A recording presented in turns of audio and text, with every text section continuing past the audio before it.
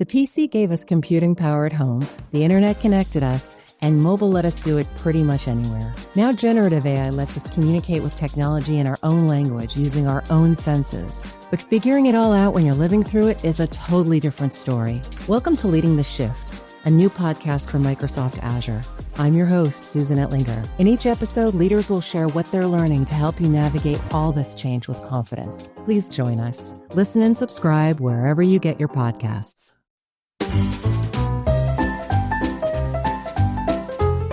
You're listening to the Animation Addicts podcast with the Rotoscopers, episode 106, Lilo and Stitch, the Bait and Stitch.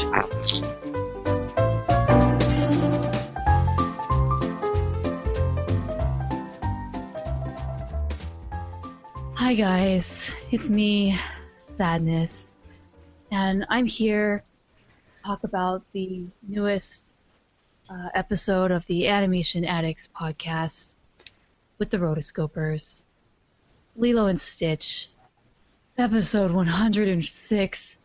Can't believe it's been that long. Anyways, like I said, I'm your host, Sadness, and I'm here with my other co-host, the Blue Fairy. It's really nice. And my other friend, who gets me, No Face. No Face doesn't talk.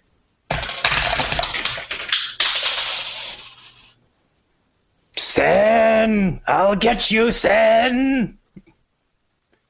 Hello, guys.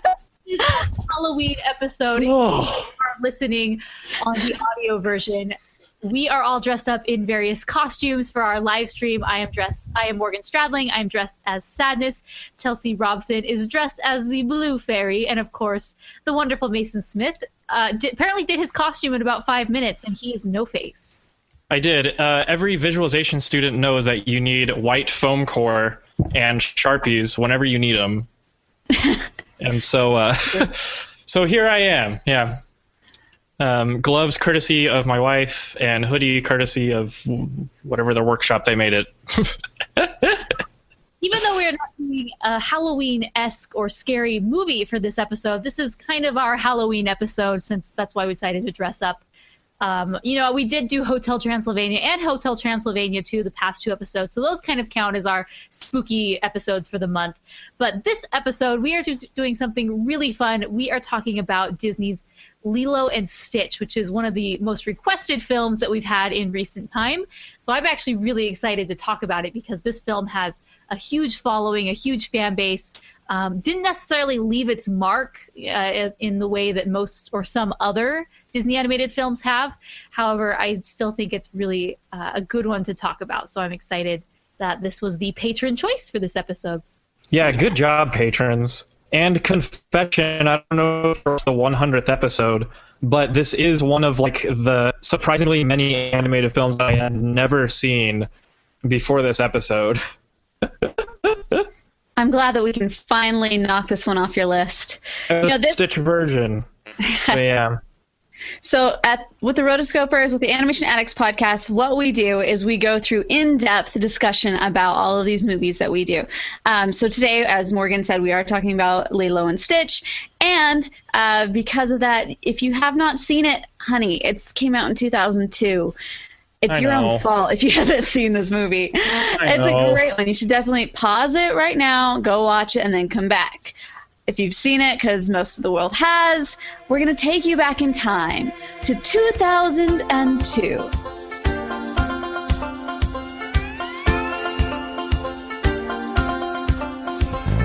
There's no place I'd rather be, lingering in the ocean blue. I'd surf till the sun sets beyond the horizon, flying by on the Hawaiian roller coaster. As Netflix likes to put it, a sports comedy. What? That was how it came up on Netflix. Netflix is so kooky. Well, surfing's a sport, and dancing could be a sport. So I surfing is a sport. That is not how I would do this more of a modern day sci-fi comedy.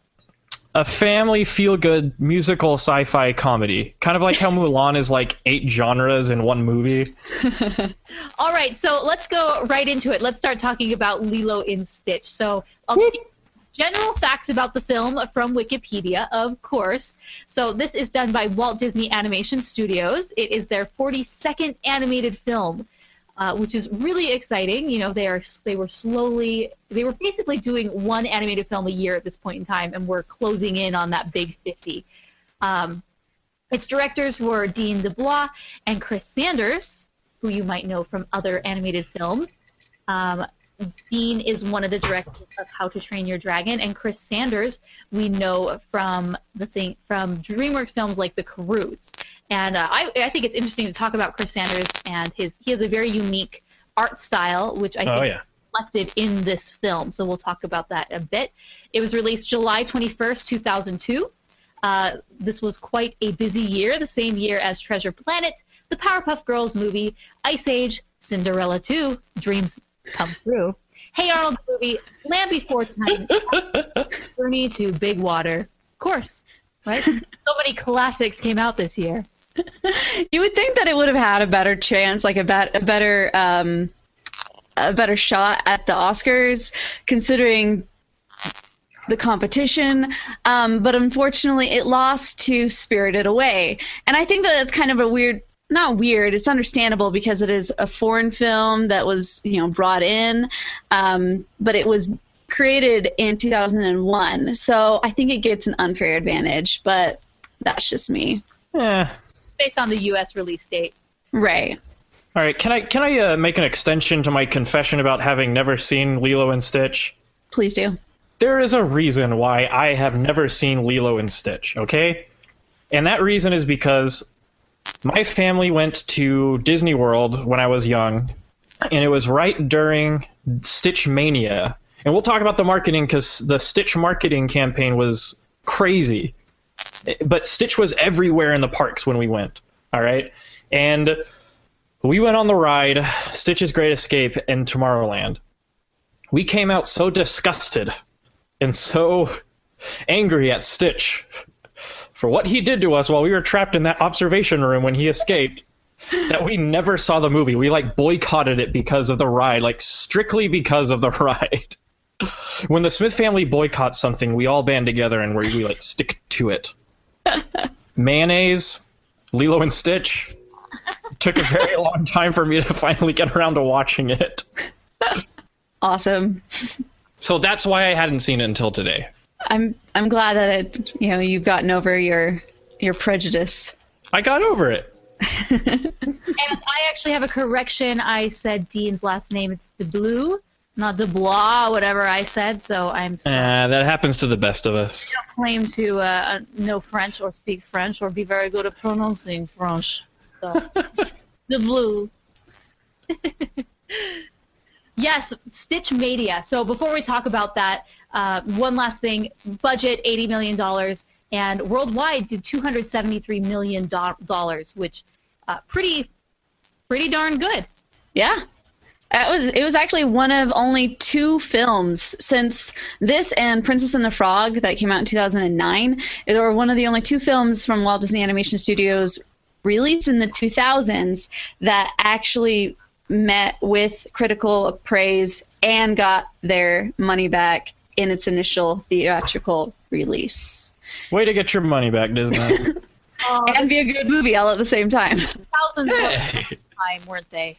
What? Yeah, the 2000s were just hard. Which, as I was looking it up, it was interesting to see, the budget was $80 million here. If you went back to back in Lion King was less than $30 million, and then right after Lion King it was woo, let's make all the animators let's make some money, which can't blame them. But made the next movie Hunchback of Notre Dame balloon up to the $100 million levels, and then over here it's kind of gone back down. They're we're gonna cut back a bit on this one. Had we ever done Hunchback? We have not. Oh man, we gotta do that one. Patrons, to the rescue! All right, so Stitch hype. that was Stitch hype indeed. part of this film. Specifically, I think one of the things that made this film stand out and maybe got some people excited were these Stitch trailers. So basically, what these trailers were, and I'll include a few links to them in the show notes, but they were Stitch invading other movies. So there was one, Aladdin and Jasmine on our magic carpet, and they were writing, and then all of a sudden Stitch would get in the way and take over and totally mess up the movie. And so they were really playing on this, obvious nostalgia and love for these Disney animated characters and classics. Since this film is so different, it's very modern, it's space, all these things, I think that it was actually very smart of them because they wanted, if you were just going to focus on a space Disney animated film, it might not have resonated at that time very much. However, look at Treasure Planet. Yeah. Yeah. Tacking that on to these other things like Aladdin, people would watch a commercial that had Aladdin, and then suddenly it was a bait and switch. It gets taken over by Stitch. The bait and switch. Hilarious. The bait and stitch, as you will. The bait and stitch, everyone. You heard it first on the Rotoscopers. So yeah, what were you? Do you guys remember that campaign? I definitely do. They played AC/DC whenever he would show up. They played Back in Black. Of course they would. He's the one that ruins it all. I think it really did get people back into theaters because it did focus on all of those. I mean, like the ones that were passed, like the last 3 of them were like the lowest. So it was like Dinosaur, Emperor's New Groove, and Atlantis. Emperor's New Groove did that bad? Well, it was just in theaters. They all did pretty bad. And so they were really wanting to like, hey, let's go back to those days. Remember those days, guys? They were awesome. And which they were. And so I felt like it was genius looking back at it. But I remember at the time I was like, I don't approve. They tried to re-wake Sleeping Beauty. I don't know. Like, it worked out well. I mean, Stitch then became huge. Afterward, everybody loved Stitch. Everybody was wanting to wear. My cousins, they went to Disneyland one time, and they all had sweaters where they wrote what's the word? Oh yeah, Subject 626 or yeah, Experiment 267, 268, and 269. So like my 3 cousins, they went, and that was what they did. I was like, you guys are funny. But everybody really loved this movie. Yeah, and like we were saying, this film did quite well in theaters. It made its money back a few times over, but really the biggest breakaway character was Stitch, and they probably made who knows how many millions, if not billions, on this character because he was everywhere, almost to the point where it was very annoying and frustrating. He was the new Tinkerbell. I think he have quite a presence in the parks, but not as it was for the few years afterwards. Which is great, I mean, that's really it. As a company that needs to make money and have a profit, you want a Frozen level of success that converts into people buying merchandise, and that's exactly what people did for Stitch. Yeah. I remember I wonder how hardcore like Disney Classics fanatics felt about Stitch like butting into all their like wonderful moments in Disney Classic history, Well, that's how I felt. I felt annoyed. Well, I was like, what are you doing? Why are you tainting bringing all these? I know that they did get the same voice actors to come in for like the Aladdin one, which I did appreciate. If they're going to put them on stage, at least put them on screen with the same voices. But yeah, I was kind of upset. And for that reason, I think is why I didn't really gravitate to this movie originally. Yeah, I remember the parks were totally saturated with Stitch. He was everywhere. He was on the loudspeakers.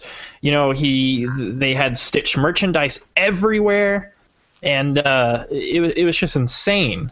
And we were all rolling our eyes because we went to Tomorrowland like first off the bat, and we were like, "Hey, let's try Stitch's Great Escape. Can't be that bad." And then, we learned to hate him. But that was unfortunate. But yeah, he was everywhere. And I remember the commercials were. I thought the commercials were kind of crazy. Like, I don't know. I guess they were just trying to sell the idea that Stitch is bad news, and you will be really entertained by him. Mm-hmm. So, He's What's actually interesting? popular in Japan. Really? Yeah. He's incredibly popular. No Face is popular in Japan. People love him there. People love the Stitch. So my first thoughts about this film, I remember, this is the time where, of course, I love Disney films, as I still do today. I saw it opening day. I saw it with my friend and her mom. And then I don't know my initial feelings from the film, but I think I thought it was good, but obviously it wasn't one that I ended up watching a million times over like Aladdin or some of these other films. But it was very good, and I was surprised. But watching it again, I think how Disney feels about their films, whether they are on Netflix. Okay? If they're not in the vault and they're not getting a diamond edition or any sort of, special Blu-ray release, if they're just on Netflix just because, it's probably a sign that Disney doesn't hold this one too sacred or close to its heart, right? Yeah. This one is on Netflix, along with its sequel. Along with its sequel. Other things on Netflix, things like Pocahontas 2 and Mulan 2. And then we have Lilo and Stitch right next to it, which isn't a good sign for... Hey, Pocahontas 2 is legit. Yes, they go back to England to see John Rolfe. It's interesting, though, is like when this was first coming out, Thomas Schumacher, who was the president of animation at the time, he decided during that first year of production how that they basically hid it from the heads of the company. Like anytime that they would ask about it, like, how's that Stitch thing going on? And like, oh, it's just still in development. But we're going to focus on this right now. Like he would always push it off to the side so that the people wouldn't come in and look at it because they really just wanted this story to develop a lot. And I think that's one of those things as younger, I didn't appreciate the themes of it, and it is definitely like that older sense of like little kids will like Stitch and they'll like he's cute and fluffy, but it was all a lie. It was all an elaborate ruse, right? But they're not really going to get the deeper meanings, which is understandable. And now as I look back, I'm like, I get it, Chris Sanders. And a lot of people have a lot of attachment to this film, and I think that's because it doesn't play it safe in really any aspect. It didn't have a traditional, 5 Disney songs that are very hummable and singable. I mean, there are a few songs, but not what we were used to. It has this, broken families can be very common in Disney films. There are no parents here, but you have this sister raising the other sister, and the real life modern day struggles of trying to make that work, and job, and having child protective services get involved. I mean, that is something that is so modern and so real. And they're all ex-CIA agents. Yeah, and things, the different themes that it hits on, of abandonment and family, and it's different than most animated films, and so I think that's why maybe people going in expecting this super happy princess movie might be leaving the theater feeling, oh, look, that was different. Good, maybe, hopefully they say that, but different. Yeah, I think they were really going for different. Like, it's kind of like Stitch is like the anti-Disney character. Like, he is anything but cute and cuddly. He's like completely he is bred for destruction. Or whatever. Exactly. He's meant to destroy. He's meant to tear everything apart. He's meant to not really love you, which is cool. We'll talk about how that ultimately changes. He will be irresistibly drawn to large cities where he will back up sewers, reverse street signs, and steal everybody's left shoe. Yes. So one thing that makes this film stand out to me is the character design. Oh my gosh, yes. Your stick-thin princesses with their 10-inch waists. Move over, ladies.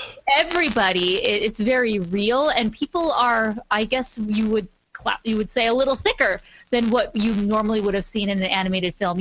I think a lot of times with art, people try to make things look some people choose to make things look perfect and accentuate certain things like waists, and women are particularly sometimes very shown as petite or tiny or thin, and men are bigger and whatever. And white. It's kind of just disregards all that, and this is very much Chris Sanders' style, where he has these characters with these, really hardy legs and bodies, and it's thick ankles.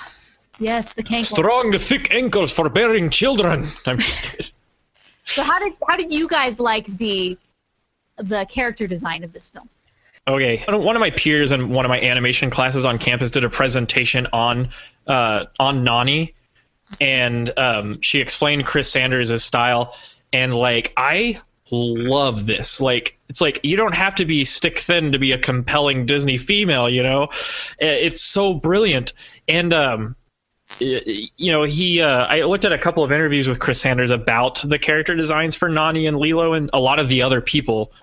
And he explained that the rounder, non-anorexic designs, it just occurred naturally. It was just kind of a thing that happened, and it wasn't really part of any initiative by Disney Studios. They didn't be well, we need to start, we need to fix the image that we're sending to girls and women. So blah, blah, blah, blah. It just happened naturally. Did he actually say the non-anorexic style? No, that's me. That's Mason. Okay. That's Mason's speech. I'm not quoting here. But they went with the more rounder designs because it just seemed appropriate. I don't know. They just did it kind of. That's the thing that I got from it. And I really love it. Not just the design, but just the expressiveness of the characters. And that's a lot of, Andreas Deja, who was the lead animator for Lilo, and all the human characters just seem very real because they weren't these they just because they seemed proportionally more real. Mm-hmm. But I think it's a great thing, and I wish there were more animated films that portrayed females and people in general of both genders in that way. I'm going to say I was super impressed with how well the animation worked on top of the watercolor backgrounds. Oh my goodness. That was beautiful. I loved that taste that they brought in there. The fact that it's in Hawaii, so doing it in watercolors, it seems so perfect, and the fact that it works so well, it just made me happy. Yeah, totally. Watercolor backgrounds, a lot of the original Disney films had that. That was something that was very standard and classic of those early films, like Bambi, Snow White, and Pinocchio. And so that was a very conscious effort to harken back to that traditional style of Disney animation. And I think it works very well.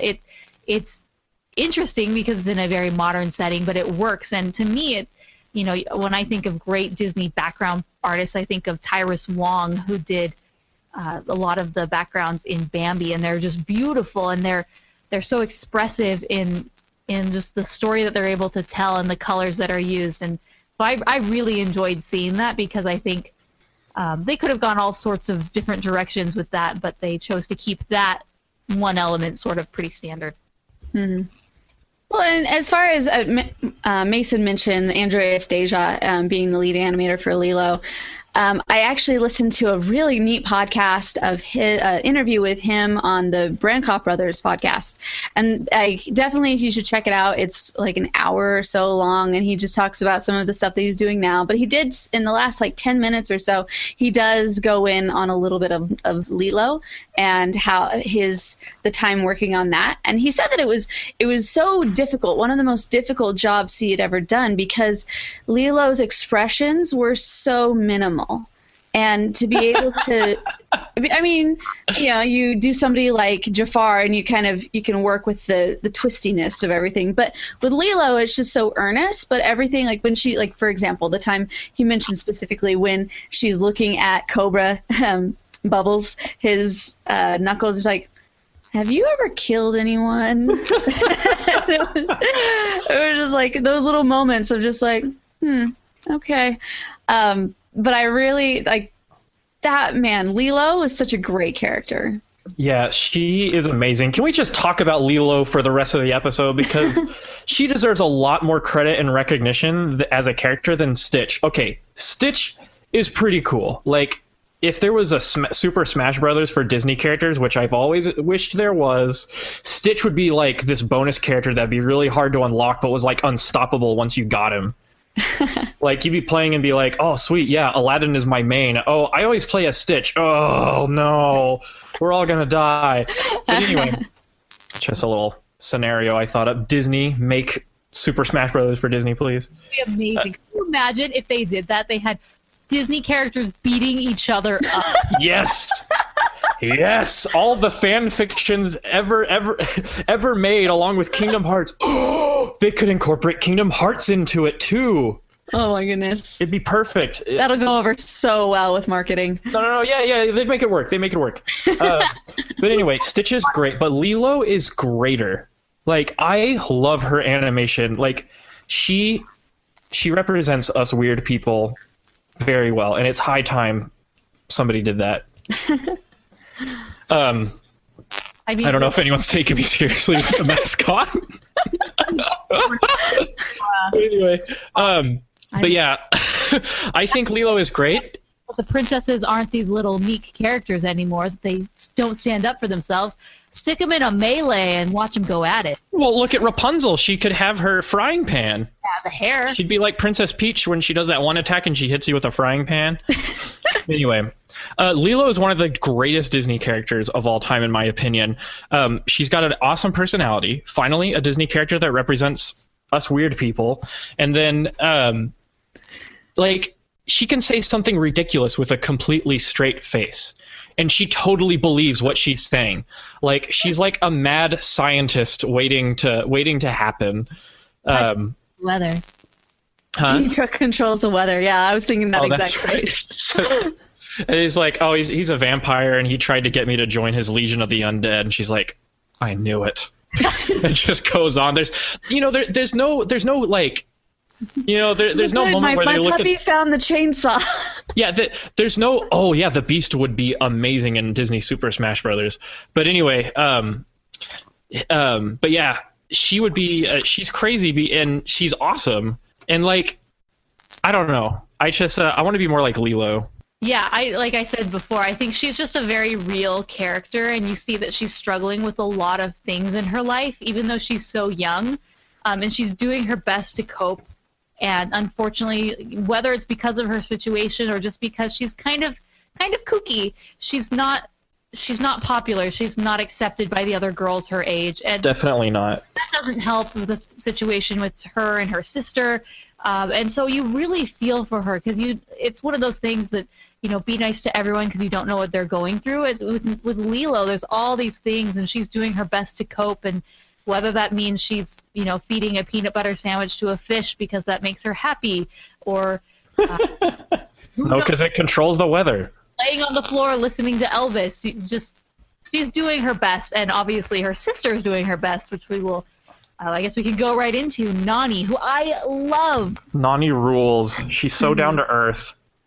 And you were talking about the design of the characters. What I love about Nani is that she's just a very real female, and even the way that her stomach is designed, like it has those little lines.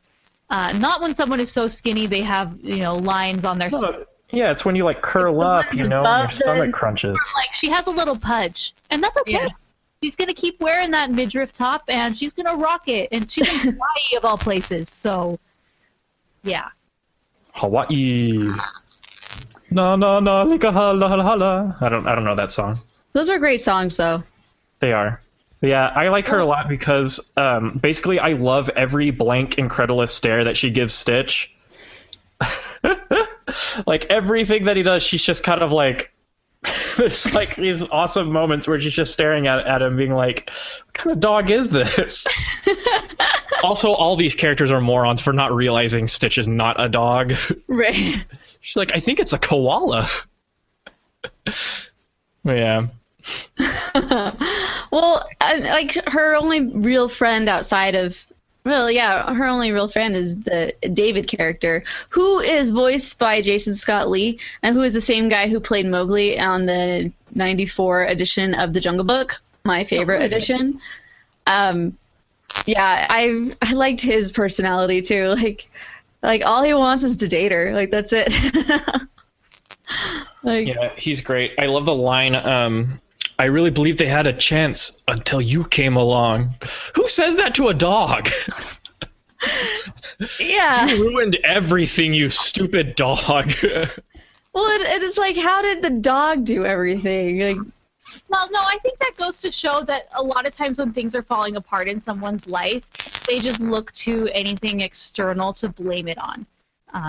They maybe either they don't want to take responsibility for themselves, or it's just something easy, like the dog, kick the dog while it's down, sort of thing. mm-hmm. You can't keep a good dog down. No. You can't keep a good dog down. No. I'm sorry, but I gotta take this off. That was going to happen. So Luckily, I have my Over the Garden Wall t-shirt on. Nice. So it's yes, it's officially Halloween season. Yes, Mason designed that T-shirt. I'll include a link in the show notes so you can buy it. What? This shirt? Over the Garden Wall T-shirt she designed. I designed this shirt right here that I'm going to show off. Like, what? Ooh. Come, wayward souls. Yeah. All right, so what are some other characters? There's Dr. Jumba. Okay, Dr. Jumba Jukiba, or I forget what they say his last name is because they just call him Jumba. He is like a cross between a hippo, a beetle, and a Muppet, but he is literally my digital image coding professor. Like, he is literally my professor in digital image. He talks with the same accent. He kind of looks like him. And nice shot. And then I like him a lot because he's like, I'm just waiting until I am not under the supervision of the Galactic Federation, and then I'm going to do it my way. He's kind of acting the part of a good guy. At the very beginning, he's under trial, and then he gets arrested, and then he's, oh, whoops, that thing. That was just an experiment. I did not create anything twice. Yeah. Or something like that. Experiment 626. He gets put on Earth to track him down because he's the only person who really can. And he's kind of acting the good guy part, but not really, right? It's like Mason said, he's just looking for that opportunity to leave. And then at the very end, is he a good guy at the end? Is he a bad guy? I mean, has his own agenda. Let's put it that way. I'd say he is. I say, like, he's just looking for, he's looking to do his own thing. But, the way they portray him he comes in as Santa Claus. That means he's good, right? No, Disney teaches you that Santa Claus is evil. Did you not see Nightmare Before Christmas? It's true. Okay, I like him, and then there's Agent Pleakley. Oh, also about Dr. Jumba, he is voiced by David Ogden Stiers, who was best known as Governor. See, we always have to walk on eggshells when we try to pronounce a name on this show, because then all the people are like, you got it wrong. But yeah, he voiced Governor Ratcliffe and Wiggins. Oh, gift baskets, and then he was Cogsworth on Beauty and the Beast. Yeah, he has done quite a bit for Disney Animation. I love his voice. I think I would like to see him in even more things. Yeah, you also had Kevin Michael Richardson. I think he was the Captain Grapthar, whatever that guy's name, the big security captain guy. So Agent Pleakley, he is, again, this is our classic big and small scenario. Big guy, Dr. Jumba, and we have Agent Pleakley, who is the small, shrivelly guy, and he is just the total nerd, and he has convinced an alien population that mosquitoes, or convinced the Earth population that mosquitoes are an endangered species and need to be protected. So that is why they can't just blow up Earth, much like in Star Wars. We can't invade them. Yeah, it's we've been using it to preserve the mosquito population. So that's why I get bit every year. Yeah, totally. Finally, he's like, "Oh, a mosquito has chosen me as its resting place for its home. Oh, ow, oh, ah!" They're snuggling my skin with their noses. Oh, poor guy. And then he hates everything in the ocean. There's a shark, and then the octopus is worse than the shark. Yes. It's like, I hate this planet. But one of my favorite characters, and a real standout, is Agent Cobra Bubbles. I forgot about this guy. He really makes every scene better. No, he does. He's hilarious. He's funny. He's every moment that he's every scene that he is in, he really does steal the show. Yeah. Yeah, I like him. Except there's this one part where he's like, "That dog has to be a model citizen," and I'm like, as a social worker, I don't think you can tell the family how the dog is supposed to act. But whatever. Wouldn't be the first time a government worker overstepped his bounds. But yeah, he's really cool, and I love how they play this like suction cup noise whenever he takes his glasses off. It's like because they're so like they're kind of big and intense. I really like him, and I was like, I don't know, he is Nick Fury's cousin. Someone just said on chat, but since Disney owns Marvel, he very well could be Nick Fury's cousin. House of Mouse, bring it back, people. All kinds of different mashups you can have. Yeah, I like him because I knew he was kind of like a secret agent type when I first saw him, because I was like, he's like, I'm a special whatever. Special social worker or whatever. And I was like, okay. And she's like, your knuckles say Cobra. I like it. Well, and then you have, as far as the other human friends, the girls. They're not friends. Yeah, they're not friends at all. But like I thought you said they were the enemy. That redhead is such a jerk. And then I actually went in and watched a couple of the episodes of the TV show just because I was like, I wonder what's on here. And like they really play that up in the TV show. Just the redhead is a huge jerk. Yeah, it's really funny because, this film is set in Hawaii, and for the most part we see this Hawaiian family of Nani and Lilo and David.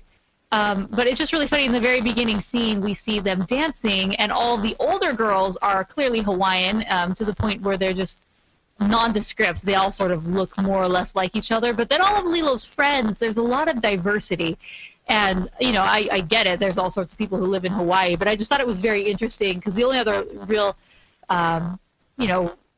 traditional, I don't know, the other white people other than the Hawaiians are the tourists. But her friends are kind of a mix of everything. You got the redhead, you got the blonde. So. Yeah, totally. There's only like 2 Hawaiians in that little group of 5. Lilo and the other one. Yeah. Actually, there's a lot of diversity in this movie. But I do like that there was a lot of Hawaiian shown. The store owner. And, they even do traditional Hawaiian sort of things. If you're a Hawaiian living in Hawaii, yeah, you're going to learn how to hula. And, yeah, you're going to, be a performer and spit fire like David. It's just that's what the economy, the tourist economy of Hawaii wants. The people, wherever they're from, they don't have to be Americans. They could be from China. They could be from Australia. They want to come and they want to see this true Hawaiian experience. So, Aloha. I thought it was interesting that they played up, that David and Nani worked in that environment. Yeah, and then she called it like a crummy fake Hawaiian luau. Yeah. But I don't know. When she stormed away from her work, the owner, like, he looked really sad that she was leaving. So I think she was just being a jerk. He's like, it's not fake. It's been passed down from generations. But anyway, yeah. So I guess this brings us to Stitch. Well, besides Stitch, there's all the Galactic Federation aliens, which must have been a blast to design. Oh, yeah. Yeah. But anyway, they're so different and crazy, and it must have been like a creative dream to design all of them and like animate them and stuff. By the way, I really like Dr. Jumba's animation. Like, it's very strange. Like, he's not even over the top. There's no point in this movie where someone does something funny and looks at the cameras like, get it? It was a joke, That happens. Yeah.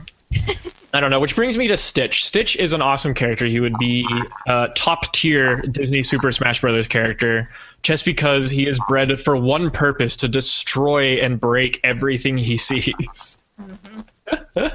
Stealing a squad cruiser. This guy's a real thug. Aw, he took the red one. Oh, I love those little piglet aliens that are in the control deck. They look just like Piglet. Go back and watch it.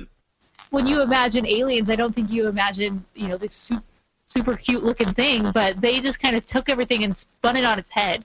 You got these little piglets, and they're so cute, and they look amazing, and then you have, the big shark guy, and then you have, Shark guy, ooh, ah. Everyone's different. Yeah, totally. Everyone is different. But yeah, Stitch is amazing. I love how evil he is at first, and then he has to force himself to be civilized just so that Jumba and Agent Pleakley don't capture him. He's only doing this so that he can stay alive and stay away from the Federation, and that starts his little character arc, I guess. And then I like the part where he's looking around. They're looking at him through the plasma rifle scope, and he's like, "How good is his hearing?" He looks back at him. It's one of my favorite parts. I don't know why. Just little gags like that are very subtle, that they feel like they don't have this explicit laugh track going along with them. Yeah, no, that was one of my favorite parts about this movie. I actually watched it 3 times in the last month. Whoa. Well, because at first we were going to do this movie a couple weeks ago, and then schedule changed, so I've been ready for that one. And then my nieces and nephews were over, and I was like, might as well watch it right now. So I put it in with them. They love this movie, and they're like, "Oh, it's my favorite movie ever." I'm like, "Really? Okay, cool. Glad I picked the right one." And then I watched it today, just had it going in the background. But that was one of my favorite parts about it, is these jokes were so non-pandering. And they just were thrown out there that were just really, really funny. Yeah, it was a different level altogether than Emperor's New Groove, which is a hilarious movie, but it's just a different kind of humor. And I appreciated Lilo and Stitch very much for being different and for being kind of divergent from the crazy madcap mayhem humor movie. I mean, Stitch could have been a minion really easily. I don't hate the minions, but he could have been one of them pretty easily. Anyway, so I like the crazy exposition that takes 10 minutes before the title credits even show up. It's pretty crazy. They spent a lot of effort going into the lives of these Galactic Federation dudes. Yeah. It goes on and on and on, and everybody's in character and everyone's taking their job seriously. I mean, they really go in depth with these guys. Love the piglet aliens. And it's in the ventilation system. And it's in a sci-fi movie, it's always in the ventilation system. You can count on it being in the ventilation system. In fact, one of the requirements for a sci-fi movie is that it gets in the ventilation system, whatever it is. If that's the case, I don't understand why there isn't more security measures against the ventilation system. No. They had the heat-seeking lasers that go after his genetic signature. Well, it's foolproof. Trust us, we're aliens. To be overlooked in a lot of films. Yeah. Okay, so, most diverse cast of aliens in a Disney movie goes to Lilo and Stitch. I mean, this movie's hilarious. It's got so many funny parts and funny moments. I really like the part when Nani's talking on the phone with David, and she's like, I think it's a koala. I don't even know what it is, but it's just not a dog. It's just weird. And I come in and I look, and at that moment in time, you can see the Stitch's shadow on the wall with all the 6 legs out. And then you look at him, and it's just him with the 2 legs, and he's pulling out a caffeinated beverage with a red can. I wonder which one it was. And I'm just like, he just goes back up. Hey, all right. Oh no, he looks back at her, gets the thing, goes back, looks back at her one more time, and then goes back up. The whole time she's just like, "This is a crazy dog." And it's no one really, everybody thinks he's a dog, but he plays the guitar perfectly. And she's like, "Nani, watch this." You ain't nothing but a hound dog. I forget which Elvis song it is. We're caught in a trap, suspicious minds. Oh, yeah, that's right. We're caught in a trap. I can't because I love you, baby. It's so funny. And the scene almost has no point, but then to show off how Lilo thinks Stitch is so cool. And Stitch is just you know what? I'm kind of only doing this I'm kind of only doing this so that no one kills me or takes me to prison again. I can't go to jail again. Yeah. Oh, then one of my favorite lines. Oh, good, my dog found the chainsaw. But she's talking to Agent Bubbles. And then I don't know why this is so funny, but this is just why Lilo is such a great character. The redheaded girl who will someday grow up to be the nerdy redheaded girl on the Proud Family. When the redheaded girl makes fun of her, Lilo just straight up tackles her and starts to like bash her face in. Like she goes straight for the face. And she bit her. And I thought to myself, after violence I heard, was not funny, but that was kind of funny. Yeah. Well, like I saw it right when Andreas Deja said that like all of her movements were very like underestimated type thing. I'm like, except for that one. That one was very much fun. I'm sure he had. Yeah, she really railed on that one chick. Yeah, I think Lilo and Stitch, they really, all their moments are hilarious. I think in one moment with Stitch, they're in the grocery store and he sees the baby and they sort of like give each other a hey. The baby has the bottle, he has the sucker, and then they just walk. I mean, it has nothing to do with the movie, but it just helps build his character that he's hilarious. I don't know that he is, but yeah, totally. Okay, so I have a couple problems with the film. Maybe y'all can help me out with them. Okay. All right. So if in the beginning of the film they said that Stitch, his molecular structure is too unstable to be in water, and they're like, oh, that's so great. He's headed straight for the ocean, and then he lands in Hawaii, and they're like, I know. And they're like, oh no. If Stitch can't be in the water, then why did he go surfing? Why was there that whole scene where he was in water? I think he's on the surfboard, so he doesn't actually luckily he's betting that they aren't going to wipe out and crash. He's hoping that they are expert surfers and they are going to catch the perfect wave and then ride into the beach. But there's the part where Dr. I want to keep calling him Jumbo, where the evil genius doctor grabs him and drags him underwater. So at that point, wouldn't all their problems be solved? Like, I guess I don't get that part. Well, because he didn't stay underwater. They tried to keep him under, and he almost died. But then David ended up pulling him out. Water for various period of time. Yeah, I guess so. I don't know. Maybe it takes a while. All right, so I guess that's not a big deal. Okay, so my other biggest problem with this film is at the end, the Captain Ganu, is that his name? Captain. I don't know. Oh, Captain Gantu, I think is his name. We're so horrible. We're such horrible Disney fans.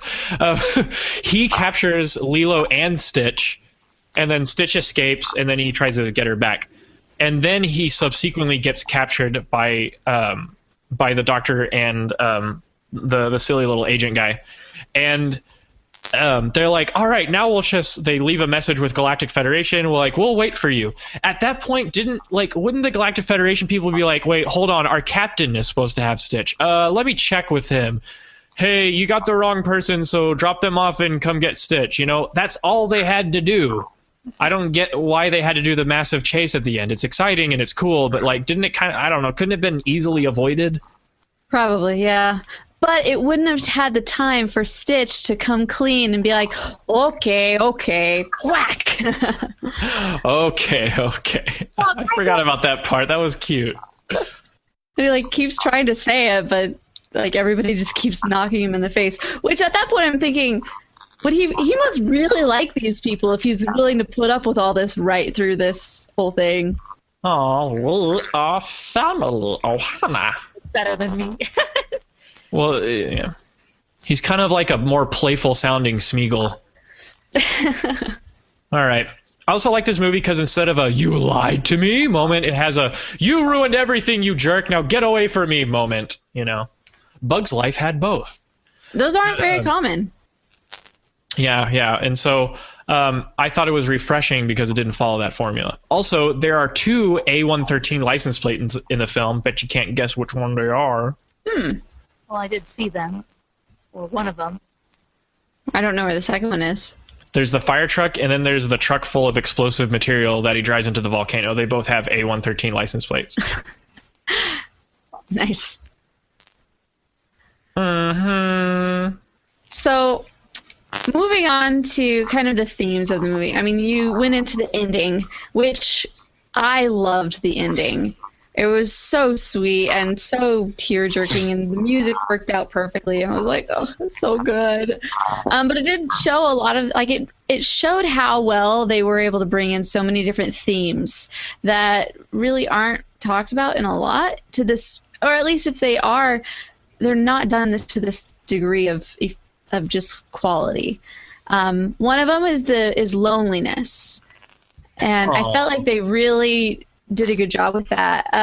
One part actually was really interesting right when Stitch lands, and they think it's a shooting star, and right when they're like walking and looking out toward it, it shows off to the side a little chest of drawers or something, and you can see Dumbo, like a stuffed animal of Dumbo in there.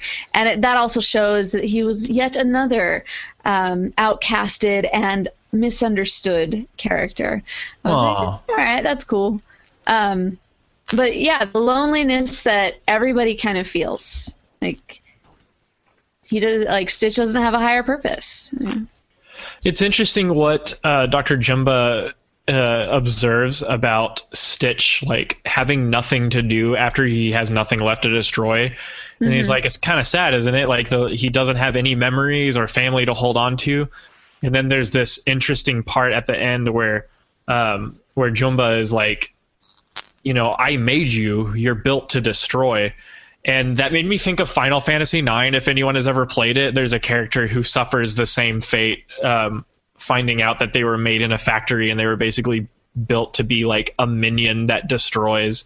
And it's kind of this weird, like, existential, like, moment. And it's kind of scary to think about. But the whole point is that Stitch finds his Ohana, and it's kind of cute at the end because he's like, they're small and they're broken, but they're good, right? Isn't that what he said? Mm-hmm. Yeah, and that's cute. That's a good moment there at the end. That's the money shot right there. Yeah. It also brings up adoption. Adoption is good. Adoption is good. I adopted him. That means he's family. Ohana means no one gets left behind. I mean, that was cool. I like it, the part where the Galactic Federation person is like, well, there's no loophole, so I guess we gotta arrest him again. She's like, hold up. I bought him. I paid $2 for him. I own him. And she's like, thank you. Okay, we'll make a loophole for him. Stay on exile on this planet. I love that the aliens are all about rules and how they really are able to. Agent Bubbles. Together. It's funny. Well, another couple that I really I liked was Elvis and surfing can really make any bad day better. Oh, that is a great theme. I know. That is a great moral. Yeah. And destruction of private property is okay if you are cute and fluffy. Cute and fluffy. But yeah, they totally made it sound like, they just found the money to pay for their house again. Right, yeah. Oh boy, totally unrealistic, would never happen, 0 out of 10. Well, now we know where the CIA's budget is going. Mm-hmm. Put it to something good. Yeah, like rebuilding houses. Yeah, yeah. Chelsea she mentioned Elvis, and we've been talking about it throughout. This film has different music than your traditional Disney animated film. A lot of the ones previously, especially in the 90s, had these great Broadway-esque scores and music and songs with lyrics, and the characters were singing. In this film, no characters sing. There are 2 songs, one Hawaiian roller coaster ride. And I love that song. Song at the very beginning, which I'm not going to even try to pronounce, but da da da da da da da da da. Holloway. I don't know. I'm not Hawaiian. So, no, I'm just singing Hawaiian roller coaster ride. Yeah. There's no place I'd rather be than on a surfboard out on sea. Something in the ocean blue. Let me tell you something about the soundtrack, people. We listened to it a good 5 times every week when the soundtrack was released, because my little sister was it was and is obsessed with Elvis, and I think she really liked the Lilo and Stitch soundtrack in general. So we would play it like all the time. Your sister and I would get along really well. Oh, this was a long time ago when we weren't listening to the Smash Mouth album. You know, the only one that was good from them. We were listening to the Lilo and Stitch soundtrack. Classy. Yeah, we were. I love Elvis. Of my top performers, like to watch of all time, Elvis is number one, and it makes me so sad that I can no longer do that except for on videos. But something to learn that you find out in living in the South, everybody is kind of aware of, apparently. Elvis is still alive and he lives in Alabama. Oh, everybody knows that shit. Just saying. But it's, anyway. Oh my gosh. And then the final not the final end credit song, but the beginning end credit song where you have Winona Judd singing the Elvis song. Oh my gosh. Favorite moment. I'm just a hunker in love. So, did you like the fact that they had this Elvis soundtrack throughout? Yeah. I didn't understand why they put it in, but I was okay that they did. Well, I mean, there's one point in time, it's not very pronounced, but you can kind of hear Elvis singing Blue Hawaii, because he did have an album that he really did make Hawaii that much more famous. Oh, he did a whole movie on it, right? Yeah. Like a couple, I guess. Right. Remember when he was all into movies? Have you seen an Elvis Presley movie? Obviously, you probably have. But I think that's one of the main reasons. Even if it wasn't the same reason, I would be totally okay with the fact that they had all of these Elvis songs in there. In fact, there's one point in time at the very end when they're like traveling and doing all these like the snapshot pictures of their little family. When they go to Graceland, and like my heart sinks. I'm like, I want to go to Graceland so much. Someday, anyway, Chelsea. Someday. I almost went one time when I was driving to Nashville, but we got there right as it closed, and I was so sad. Heartbreak Hotel. Yeah, I soundtrack. I like the Elvis songs, but at the same time, I guess I don't like them. I guess I'm indifferent to them. I think they're okay, but I don't think they make the movie. I mean, they do make the movie in the fact that every aspect of this movie is so unique. I mean, there's no traditional songs. You have a few Hawaiian songs, then you have Elvis, then you have space, and then you have, watercolor backgrounds, and it's just this giant hodgepodge of everything. So I guess I'm surprised by the fact that Elvis is the lead thing for most of the songs. No one cares about Elvis when there's space involved. Elvis, space. They never made a space Elvis movie. Not yet. Yeah. So I think all in all, I was very, very impressed with this film. Like, I was super entertained. I love Stitch. I love Lilo. And I think I really enjoyed all of the characters. Like, there wasn't really a character where I was like, I don't really relate to this guy. Or, I don't really care about these characters. But I really did care about these characters. Like, you can really see the struggle with Nani trying to, like, make ends meet. And at the same time devote, time and attention to Lilo, who has, she's more complicated to raise and take care of, I guess. And now she has to deal with an alien, So she deserves mucho respect as a Disney heroine. Yeah. This movie was interesting to me. I liked it, but I feel like the last act kind of drags. A little bit. I think the most interesting parts of this film are just when they're on the island and it's Lilo and her interactions, and then Stitch comes in the picture, and then we see them interacting. And then I think really once the action starts in this film is where I start to lose a little interest. And then once the action's over, the fighting and the bombs and the explosions, and then they're on that beach at the very end, that's when I get interested again. When they're doing... It's funny. You think the action would be the one that like keeps your attention, but for me in this film, not so much. I didn't like it as much. I like the more real moments when they're just sitting and talking. So that very last moment where they're interacting with the aliens, and it's just so bizarre because there's these, the two girls, and then there's David, and then there's Stitch, and then there's all these aliens in a giant spaceship, and they're just kind of working it out like, yeah, this is no big deal. Like, I remember Diplomacy. Roswell, 1973. Oh, yeah. And then she just moves on. You had hair then. Like, oh yeah, you had hair back then. Yeah, I love that part. So I don't know.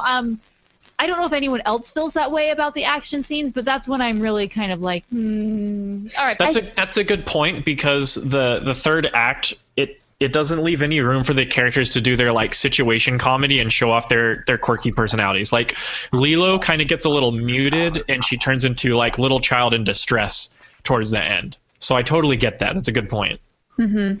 Yeah, I think also you get so used to the pacing that it was before that moment, that when it comes to the big old chase scene and everything, you kind of are not used to that, and you're not expecting that, and it tends to, you want to go back to that other pace that you had spent the last 50 minutes getting used to.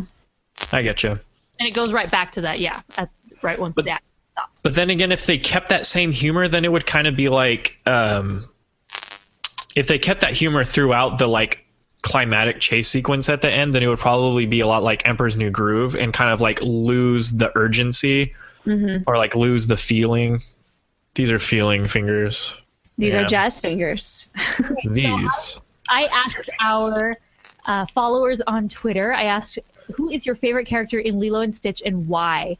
Jake, he says, Lilo, she's one of the most real, raw, and true characters in animation. Hello. Ben Rose says, Nani, she has the responsibility of two parents and sometimes can't take it, but she always makes ends meet for Lilo. Sad crying face. Oh, it's true. Screenhog says, favorites are Jumba for being the best kind of evil genius, and Nani for giving the film its heart and family core. Rapunzel de la Torre says, Lilo, she's kooky and yells all while still being loving and like a real kid. I love the relationship between her and Nani. The Book King says, Nani's entire story arc is fascinating, especially looking back on it. I'm able to appreciate it more as an adult. Kimber says, Stitch is my favorite Disney character of all time. We got it. Lover in the house. That being said, Lilo and Nani are extremely important to me as sisters. I think a lot of people really do like this film because of this. This was like before Frozen made sister relationships cool. There were Lilo and Nani. Meg says, Lilo, she's relatable and funny at the same time. Blake Riley says, my fave is Nani because she's unappreciated and ahead of her time as a character, as a single, strong-willed, motherly figure. Charmaine says, Stitch is my favorite character because of his redemption story. Love that Ohana means family. Family means no one gets left behind. Sarah says Lilo. Shelby says Myrtle. Laurie says Stitch. And Mark Brown says Cobra Bubbles. His name is just awesome. It's true. I love that there's quite a range of people who have different feelings on these different characters. There's not one. Nani obviously seems to be the breakaway character in this, but it's not just 90% of everyone saying they love Stitch or a different character. And I like that there's quite a big variety, which is another reason why I think this film is so successful, because all the characters are very watchable and enjoyable.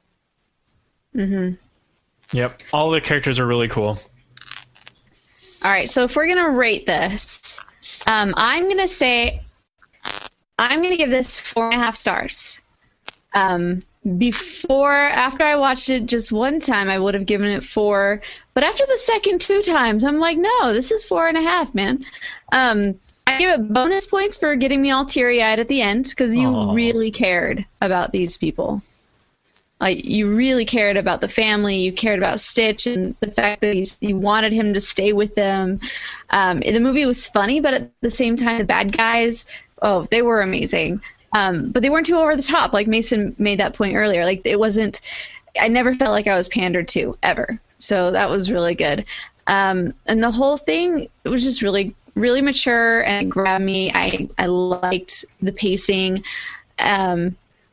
Now, at the time, it didn't resonate with me to the point at the beginning, like the first time I ever watched this, it didn't resonate with me that I wanted to watch it over and over and over again.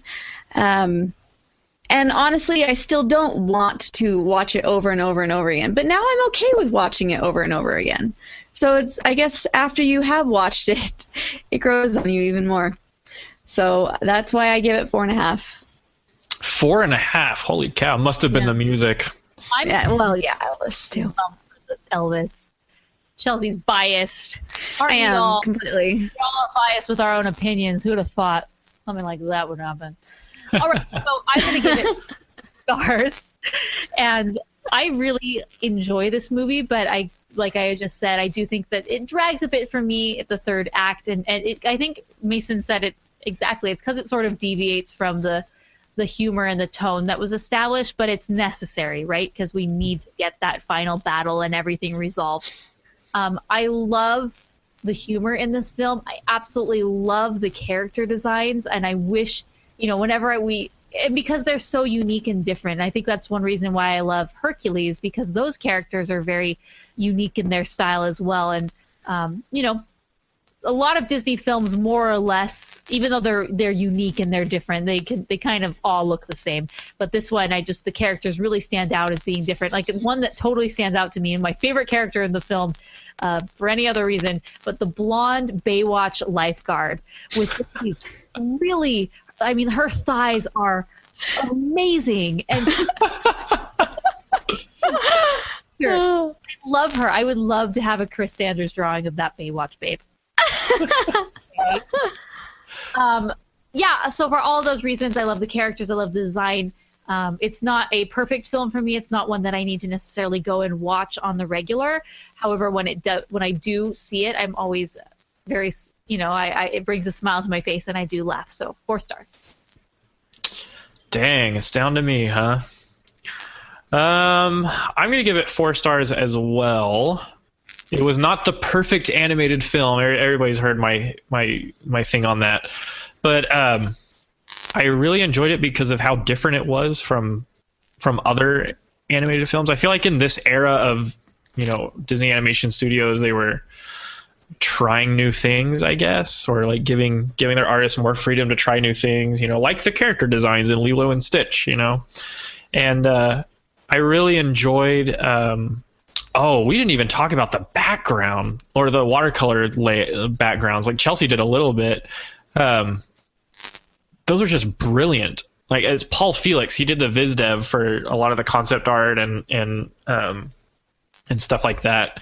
And his stuff is just amazing. And so like the artwork combined with the humor and the personalities of the characters, and the fact that they make like space aliens and Hawaii and orphans work. Like they made them all work in one movie.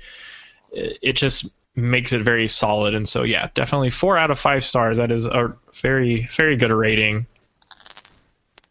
All right. So we want to hear what some of our audience members think about this film. And this was probably one of the most voicemail callers that we got for any episode. So we are just going to go right into it. And there may be some that I don't play. So if you sent them in, I'm sorry. It's probably because you're awesome. But we have like 20 of these. So I just picked a few that we could talk about. So our first one is from Rachel. And let's listen to that. Hi guys, this is Rachel Wagner, and I like Lilo and Stitch. To me, it's a movie that grows on me the more I see it. And one of the things I really do like about it is that it is one of the only Disney films that's about a little child, a little girl. And I guess my question was, why do you think that is? Why do you think most Disney films are about adolescents or young adults as opposed to children? And so thanks for the podcast. Love it. And have a great day.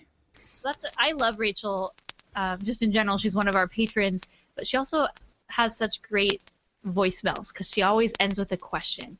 And I think one reason why a lot of films don't focus on children, because I think older children, like adolescents or in your teen or young adult years or even adult years, is easier to relate to for most people.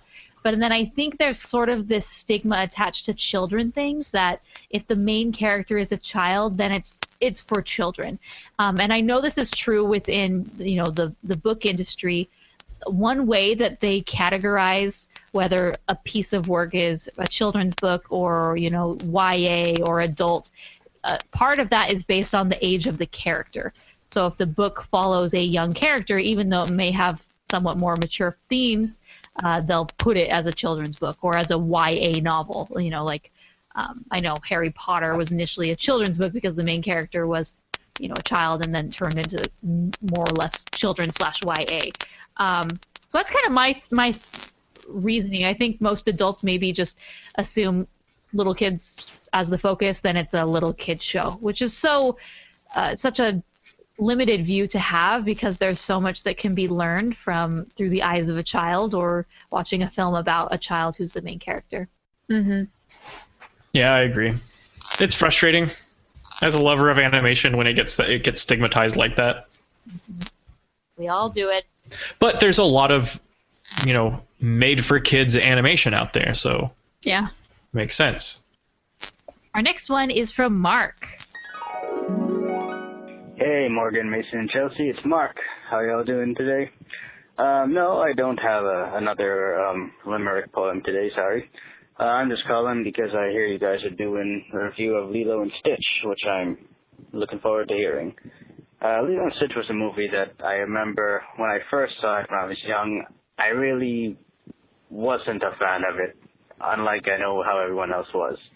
And I don't know why. The only thing I can think of is I just never liked the character of Lilo. I found her to be quite bratty for me to like, I guess. But ever since then, my view of the movie has increased, thankfully. I still don't think it's one of my favorite films, it's not one of my favorite films, but I do respect it a lot more. And my favorite character in the film, I think, is Cobra Bubbles, just because that's a cool name, Cobra Bubbles. So anyway, looking forward to hearing what you guys have to say about the movie. Thanks. Bye. Thank you, Mark. Our next one's Gabby. Hi, Rotoscopers. I'm Gabby. I was really happy when I heard you were doing a podcast on Lilo and Stitch, as it's one of my favourite Disney movies, and I can't wait to hear what you guys think of it. I remember the first time I heard of this movie was when I went to see Ice Age, and the trailer before the feature presentation was one of the hilarious Disney crossovers with Stitch, in this case, Aladdin. I remember at first being confused and laughing so hard when this adorable blue koala bear thing popped up out of nowhere and flirted with Jasmine. When I finally saw Lilo and Stitch later that year, I loved everything about it. The animation, the gorgeous watercolour backgrounds, the music and songs. My mum loved the Elvis Presley song list. The setting of Hawaii, and especially the characters. Not just Stitch, but Lilo and Nani were lovable and relatable, and Jump and Pleakley were very funny.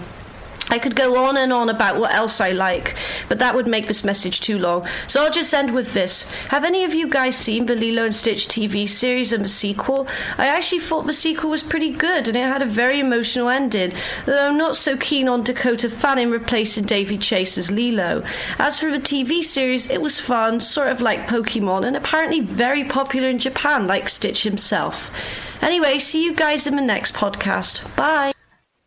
Going off of mentioning that she said is really big in Japan, I did see an interview with Chris Sanders how later on, years after he had done Lilo and Stitch, he was in Japan, and it happened to be on June 26th, and everyone was like, you have to say something, it's Stitch Day here, and everyone is crazy about Stitch, so you have to say something. He's like, wait, what? And he was so taken back the fact that Stitch was everywhere, even years later. But as far as seeing I have not seen the sequel. I've not seen the sequel, but I have seen the cartoon, and like I mentioned before, the cartoon was fun. I probably would have liked it more as a child than I do now, but it looks cool. Hi, Rotoscopers. This is Katie sending you a voicemail for your Lilo and Stitch episode. I have loved Lilo and Stitch for as long as I can remember. It's one of my favorite Disney movies. Stitch is probably one of my favorite Disney characters. He's just so loyal, and he's, of course, adorable. He's like man's best friend 2.0. I also watched the second and third Lilo and Stitch. They're not as bad as some of the other Disney sequels. That belongs to Mulan 2. that animation. It's horrible. Their mouths get all huge and ugh, don't like it. But you can only watch it so many times before you get really bored about it. Like, I don't know. I used to be able to watch it tons of times, and then it just got so repetitive, and I didn't like it.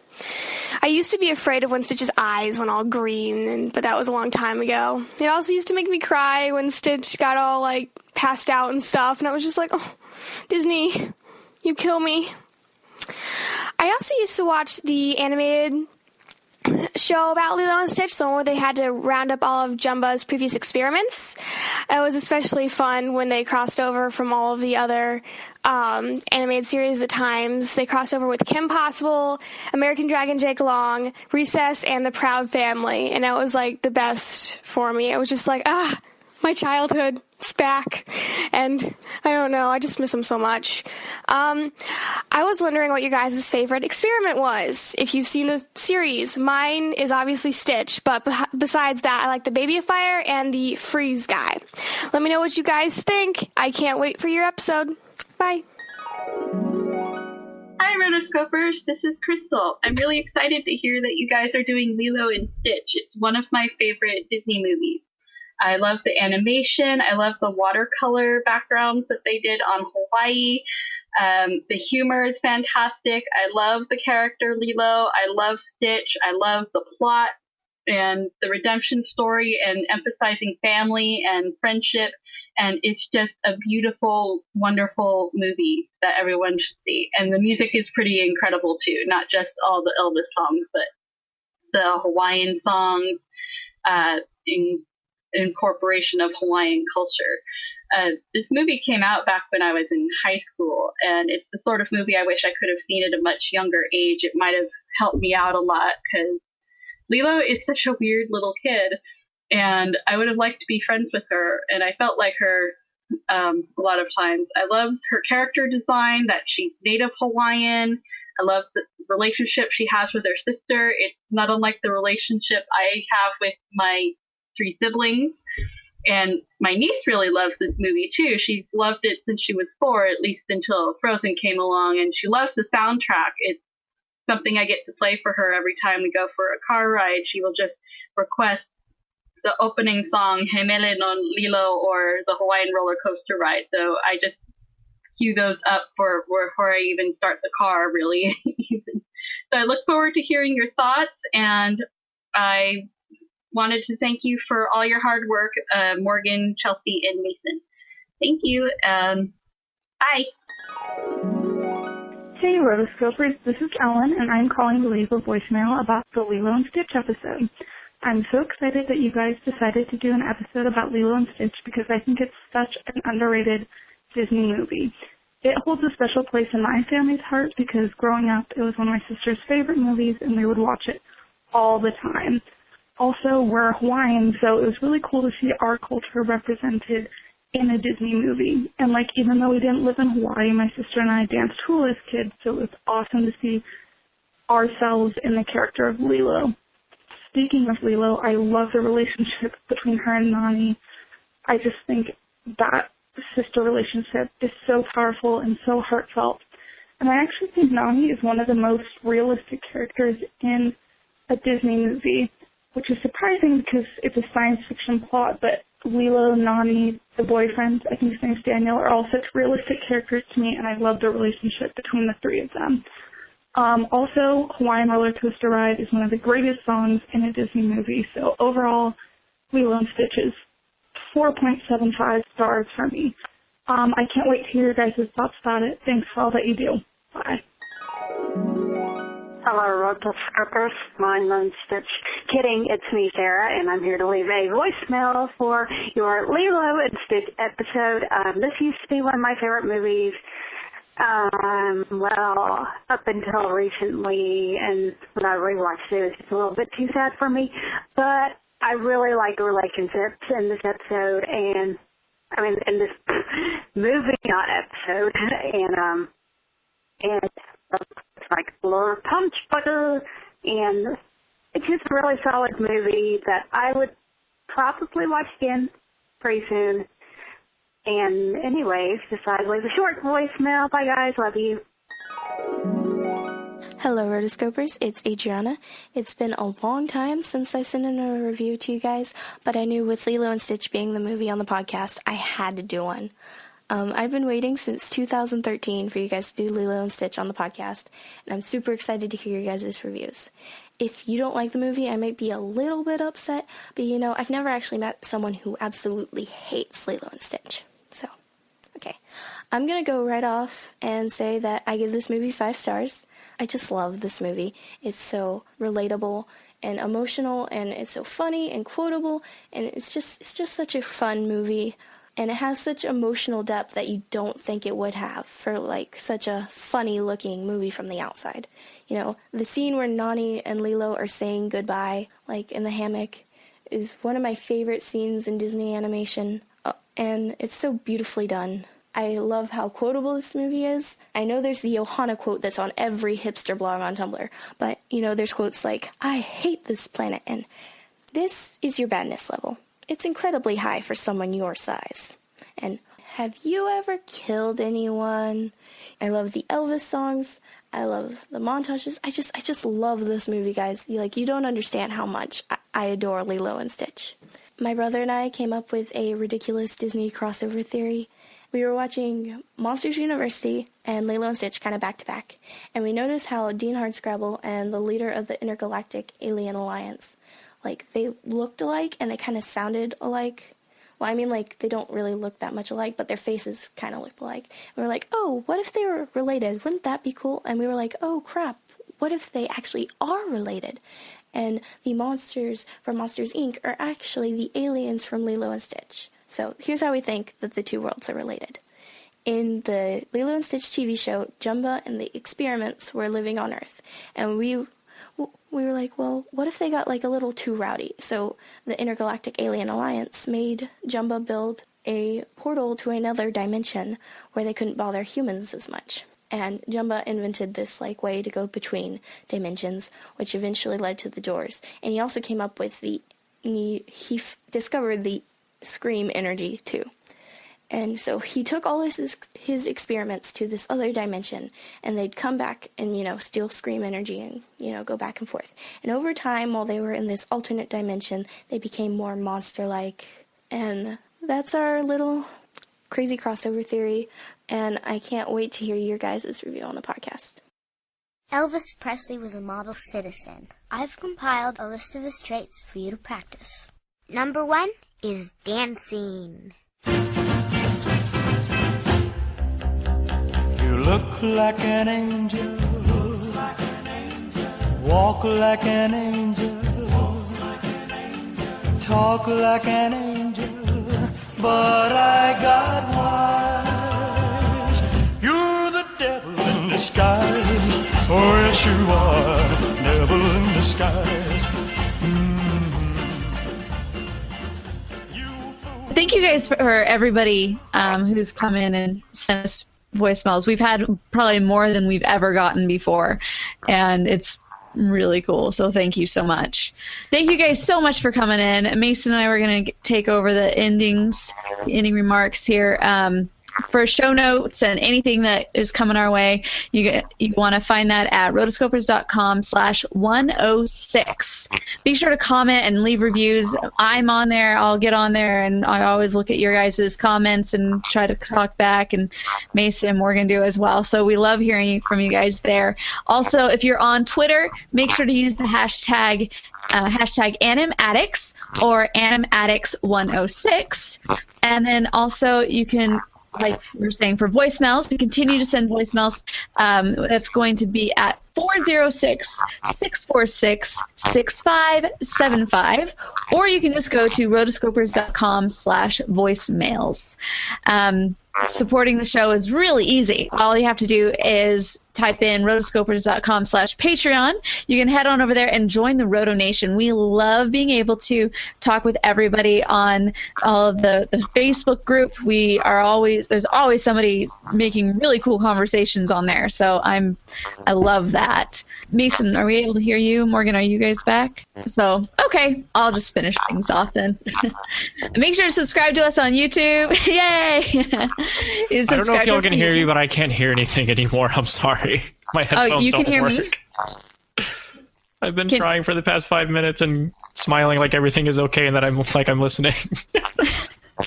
Well, I hear you. Oh, perfect. Yay! To all of those people who have given us 5-star reviews on iTunes, thank you. We like seeing you and talking to you guys. Social media, Twitter, Instagram, Tumblr, everything. You can check me out on Chelsea Robson on Twitter. You can also go to my website, chelsearobson.com. You can do Morgan Stradling on Twitter and also Instagram. You can also check her out on the Snapchat. Mason, you can find him on Twitter at MasonSMTX, and also thisanimatedlife.blogspot.com. Our next episode, we are very excited. Our next episode is going to be Cloudy with a Chance of Meatballs. This was actually something that we've really been looking forward to. So I'm definitely, if you guys have any type of voicemails for Cloudy with a Chance of Meatballs, number 1, please send those to us. We can't wait to hear from you guys. And then following that, we also have the Peanuts movie. So looking forward to all these fun things. All right, guys. Is there anything else you guys want to pantomime toward me that I can share? The title. Oh, yeah. So right now we are going to do a fun thing. We are going to be recording the title. Normally I'll do this afterward, but I wanted to invite all of the people who are on the chat. What do you guys want the title of this episode to be? So go ahead. I mean, thinking about some of the funny, cool things that we talked about. Let's see. Elvis was pretty prominent through our discussion. What else did we do? Any ideas out there? Bait and Stitch, Morgan says. I think we're going to do that one. Yes. All in favor, say aye. Aye. All right, guys. Thank you so much for coming. Until next time, we are the Rotoscopers. Are we saying goodbye? Yep. I can't hear anything.